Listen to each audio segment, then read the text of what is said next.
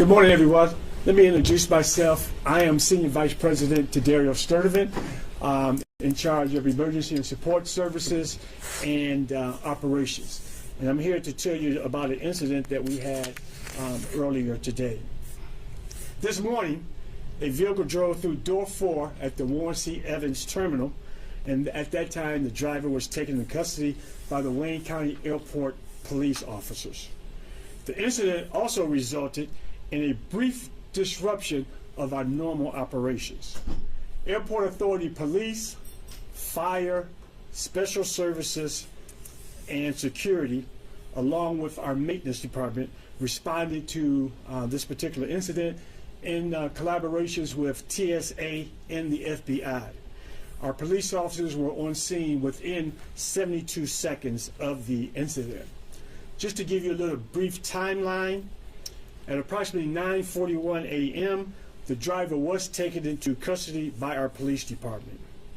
One customer sustained a possible minor injury when she tried to avoid the incident or avoid the vehicle and had a pain in her leg. She refused treatment and transport and later went on to her flight to her destination. A search of the area, which was conducted by our Explosive Ordnance Division and our canines, swept the area, and it resulted in negative results. Rogel Drive leading to the area of the terminal was temporarily shut down as a result of the incident. At approximately 9:58 a.m., we had what we call a Code 99, which is a breach of security where a passenger went through a checkpoint without being properly screened. The police department apprehended that ticketed passenger very quickly and determined that the passenger was startled by the car coming through the terminal, dropped all of his baggage and luggage right there at the vehicle, and then went into the checkpoint. After being interviewed by the police department, it was quickly revealed that he was simply startled and tried to get away from the situation. Investigators determined that the ticketed passenger was just trying to get away and that he was released without receiving a citation. At approximately 10:43 a.m., TSA began to open up our Blue 2 checkpoint to screen passengers. At approximately 10:49 a.m., the individual involved in the checkpoint breach was released, as I said, without the incident. At approximately 58 a.m., Rogel Drive was reopened and cars were allowed to continue to go forward. Both the Evans terminal checkpoints reopened and normal operations resumed at 11:31 a.m. Our subject is approximately 67-year-old male. He made the statement upon being apprehended that he was there to meet with Tom Cruise and to save his dad.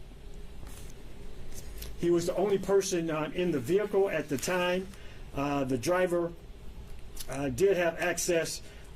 He gained access through what I call gaps in our Jersey barriers, which is a federal requirement for ADA, and that is how he got into the system.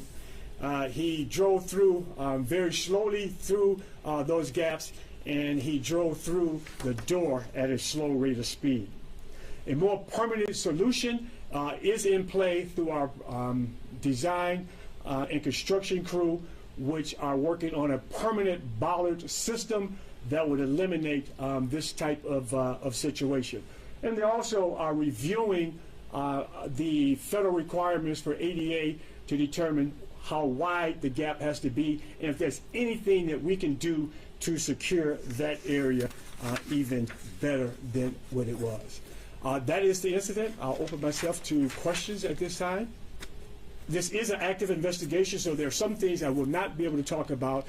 It's a very active and fluid investigations, and we are working hand in glove with the FBI on this incident. Was the item placed on a license plate? Was that there already, or did the police place that to cover the license plate? And do you have any idea what it was for?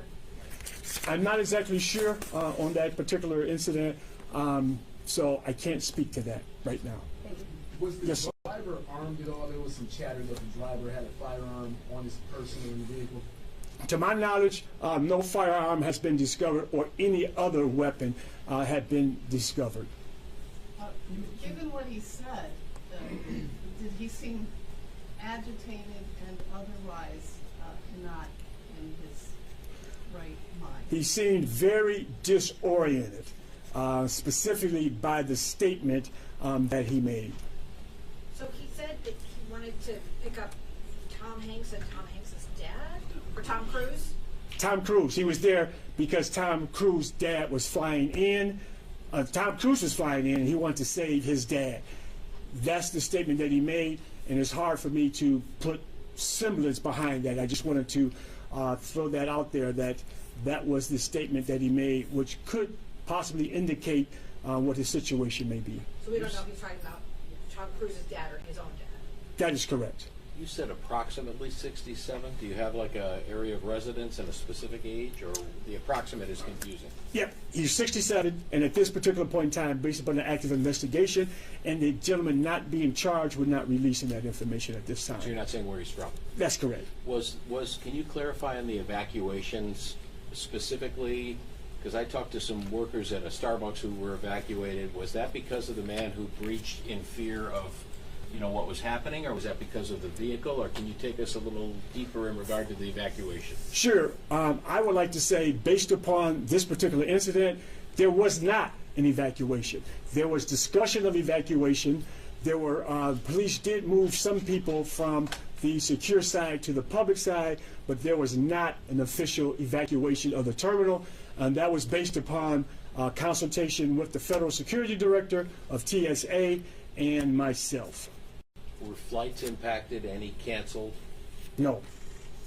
We never lost operations. The terminal did not close. We did have a disruption, but operations continue to occur. You talked about gaps in the Jersey barriers. Following January's incident, what specific security enhancements were put in place? I know there were the Jersey barriers, but what went wrong here that didn't prevent this from happening? It's happened again. Yes, what occurred, it did not happen again. This is the first time. And the reason why I say it's the first time, because what happened in January was totally different than what happened here in May. What happened in January, we had an individual that drove at a high rate of speed that crashed through the front door. Here we had an individual who drove the wrong way on Rogale Drive at a slow rate of speed, and that went through the gaps because of federal ADA requirements.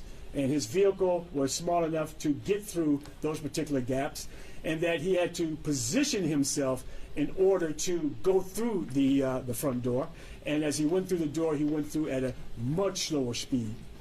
There's indications that perhaps the person is disoriented, but he's being interviewed as we speak, so I don't have a lot more to offer you. I just wanted to make sure that you had this information as much as possible. This question is not meant as a criticism. What do you take from this? Meaning, the Disabilities Act requires this gap that he then utilized, and obviously it's a susceptible point then, or and the other, if you could, he ends up going straight. If he turns right, we got a lot different story here. I'm not exactly sure about straight or right. Meaning his vehicle looked like it went straight through the doors here, while you, I'm assuming, had people at the TSA checkout and/or at the airline counters. I'm just interested in your thought in regard to, obviously, I don't mean to emphasize the negative, but what could have happened here could have been extremely tragic. Right. I don't want to speculate on what could have happened, but I'm here to tell you what did happen, and that there were no injuries. There were no injuries involved. You asked me about the ADA requirements. We support the ADA requirements. There's a reason why they're federal requirements. What we're examining is what we can do with those requirements currently that we have now on a temporary basis to strengthen or harden our structure. But from a permanent fix, we think that that would not be an issue based upon the type of secure system that we will be going to. I'm sorry, there's a question over here that I'll come back to. Yes, ma'am. So did it appear that I'm sorry. he braked once he hit something, or hitting the doors was what stopped him? And how far did he get into the terminal? All right, once he got to the doors, he was at an angle, if I could say that, and he had to position his vehicle to get straight so that he could enter straight through the door. As he drove through the door, he actually stopped his own car by using his brakes before he got to the exit lane. So you don't think he, just based on the circumstances, had any intention to hurt anyone? It more seems like he was on his own mission. Based upon if he was involved in a mental health crisis, it's hard to speculate of what's going on in a person's mind. So right now, at this particular point in time, I can't answer that. How long will it take you all to review the ADA stuff that you have right now to see if we can change it to make things more safe? That would be a security standpoint. That would be our construction and design folk, and I've already been in talks with them this morning. So they are beginning to review that as we speak. Yes, sir. So have you had a chance to review the video from Yes, the I security have. cameras? Is he approaching from the south then? Is that my understanding? And then turned into the terminal? If- or did he, because the traffic flows. The traffic flows to the south. He was actually going north. So he was going the wrong way. That is correct. At a slow rate, or at a moderate to slow rate of speed. Right, but when I was out there earlier, the Jersey barrier on the north side of the door, that gap was, I paced at least 5 paces, which is about 15 feet. Are you saying that large of a gap is required by the ADA? What I'm saying is that the gap that we have now, is my understanding, is required by ADA, and that's what we are under the process of reviewing. Randy had a question back here. I'm sorry, Randy. Were there any officers on that departures level of the Evans terminal that, because normally there are at times officers there that perhaps could have intercepted the driver before he made it into the terminal? I'm not exactly sure if our officers are going to intercept a moving vehicle. However, there were officers on the secure side, and that is the reason why they were able to respond within the 72 seconds. One more quick question. This goes to what one of the other colleagues mentioned here earlier. It appeared that there was an attempt to cover the license plate. Hence, there was something covering one of the numbers on the plate. Do you know if that was any sort of rhyme or reason to that? I'm not sure of that, so I cannot speak to that. Can you go back, please, to his direction, just to be clear on that? Meaning, as one travels south, you kind of bend back around, so he made that whole loop and came up from the wrong direction? Yes, sir. Yes, sir. When you say that there were no injuries reported, does that include the driver himself? Yes, sir. That is my understanding. Just the one possible injury to the lady who tried to avoid the vehicle, who complained of the minor pain in their leg. So do medics or Yes, paramedics our fire department, our paramedics, they did respond to the scene. She did refuse treatment, and she did refuse transport, and she continued on to her destination. And did they also examine the driver when he was taken into custody? I believe so, yes. Can you talk about charges that this guy is facing? Charges will refer to the Wayne County Prosecutor's Office. We will write up a package. We will request charges, and we will send that over to the Wayne County Prosecutor's Office. This is not federal jurisdiction? Obviously, they know that. Obviously, they would authorize what they see fit for them to do that. Sorry for Yes, the sir. interruption. No, that's no problem. This is not a federal jurisdiction, being an airport? It is not. It is our jurisdiction at this point. We are working hand in glove with the FBI. Obviously, the FBI, one of their primary responsibilities is terrorism, and so we probably will be sending it over to the prosecutor's office. I don't mean to be half empty on the glass with this. Now that you've been able to digest it, what are you happy with? What are you concerned about following this incident? Two things. What I'm happy with, number one, and I'm always happy in situations such as this, no one got injured. To me, that's a blessing. Things that we still have to reevaluate is our system, and how fast can we get a system in which will be a permanent fix to what we have, because what we have now is not the permanent fix, and we meet every Wednesday, if I'm not mistaken, on our permanent fix. But so it is coming. Again, I don't mean to be sitting here in judgment, because you guys and law enforcement in general are always up against it. Always have to be perfect. It's an impossible bar. But my question does center around a vehicle traveling in the wrong direction, and the ability to maybe, as some others mentioned, intercept it. Hypothetically, should that vehicle have never even made it to the terminal? Hypothetically, could be. However, our police cannot be everywhere at the exact same time. So this incident occurred in a matter of seconds. Yes, sir. I don't mean to belabor this point on the direction of travel, but I'm trying to describe it for readers. So he's coming north in the southbound lanes. Did he pass the door and then turn back so as to enter from the north, or did he come in, at an angle from that side? Because there were two gaps that I saw. One was on the south end of the Jersey barrier, the other was on the north. Do you know which one of those gaps he used? I'm not exactly sure which one, but he did pass the door, and when he went through, he had to make a U-turn on the sidewalk to go back to the door. And that's why he had to reposition his vehicle so that he was head on. So he had presence of mind to back up and turn and stop and start I'm not, again. I can't speak to his mind at this particular point in time. But he clearly made multiple maneuvers to get. That is a fact. SVP Tracy has a question back here. I'm sorry. How many entrances would you have to do a redesign, or just this one? No, we would redesign both the terminals, the McNamara and the Evans terminal. So you have 4 doors on arrival and 4 doors on departure. Departure level is up top, and that's where this incident took place. Will more officers be added to the terminal in the meantime? I'm sorry? Will more police officers be added since it was like a 72 segment? That has already happened, and so we will do that, and it's already been done. Forgive the redundancy, just to Yes, sir. revisit and be clear, from what you know, and it sounds like there may be mental health issues involved, obviously, in the Tom Cruise thing you mentioned. Did he say at all why he had to drive, or why he thought he had to drive the vehicle into the building? Active investigation, and we don't want to get into that much detail at this particular point in time. Has he said, but you guys just don't want to share yet, or?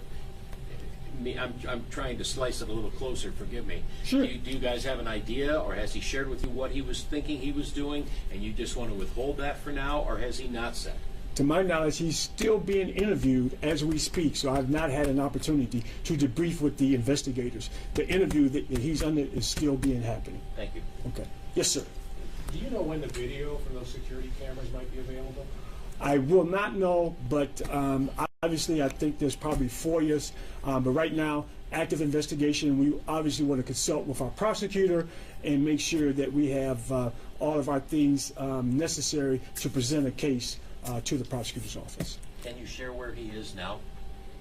He's being interviewed, so he is probably someplace in this building. He's on the premises. Yes, that is correct. Tracy has a question, and we're going to wrap it up after this. Okay, thank you. Just to clarify, he breached the doors, then backed up and turned his vehicle around. I just want to make sure I'm. Let me try to clarify. I'm gonna kind of talk with my hands a little. Yeah. He actually went past the door, Okay. found a ADA requirement gap, drove through it, made a U-turn, came back to the door, then positioned his car so that he could drive straight through the door. Huh. I hope Was that it helps a sort of little. similar to how the car was pulled out? Almost the same, like, I guess the same. I direction. think so. I was not there to see how the car was pulled out. Okay. Before you leave, could you please restate your name and spell it in full title? Sure. It is Tadarial, T-A-D-A-R-I-A-L, last name Sturdivant, S-T-U-R-D-I-V-A-N-T, Senior Vice President of Emergency and Support Services and Operations. Thank you. Thank You're you so welcome. much for your time. Thank you.